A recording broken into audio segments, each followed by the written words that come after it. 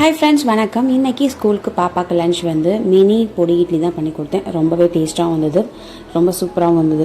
அவங்களுக்கு வந்து ரொம்ப ஸ்பைஸ் இல்லாமல் கம்மியாக தான் செஞ்சேன். ஸோ குட்டி இட்லி ஊற்றிட்டு கடாயில் வந்து கொஞ்சமாக நல்லெண்ணெய் விட்டுக்கலாம், நல்லா தரமே ஊற்றிக்கலாம். ஊற்றிட்டு இதோட கடுகு உளுந்து நல்லா வெடிச்சதுக்கு அப்புறமா நம்ம பொடியாக நறுக்கின வெங்காயம் சேர்த்துக்கணும். சின்ன வெங்காயம் சேர்த்தா இன்னும் அட்டகாசமாக இருக்கும்.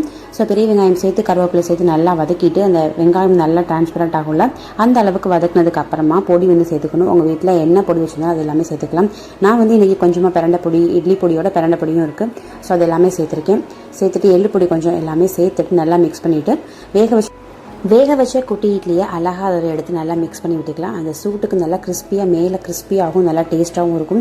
ஸோ மதியானம் சாப்பிட்றதுக்கும் நல்லாயிருக்கும். ஸோ நீங்கள் ட்ரை பண்ணி பாருங்கள். பசங்களுக்கு பெரிய பெரிய இட்லியாக கொடுக்காம இந்த மாதிரி கொடுத்தோன்னா அவங்க நல்லா விரும்பியும் சாப்பிடுவாங்க. ஸோ இன்றைக்கி அவளுக்கு காலைல பிரேக்ஃபாஸ்ட்டும் அதான், லஞ்சும் அதான் செஞ்சு கொடுத்தாச்சு. தேங்க்ஸ் ஃபார் வாட்சிங்.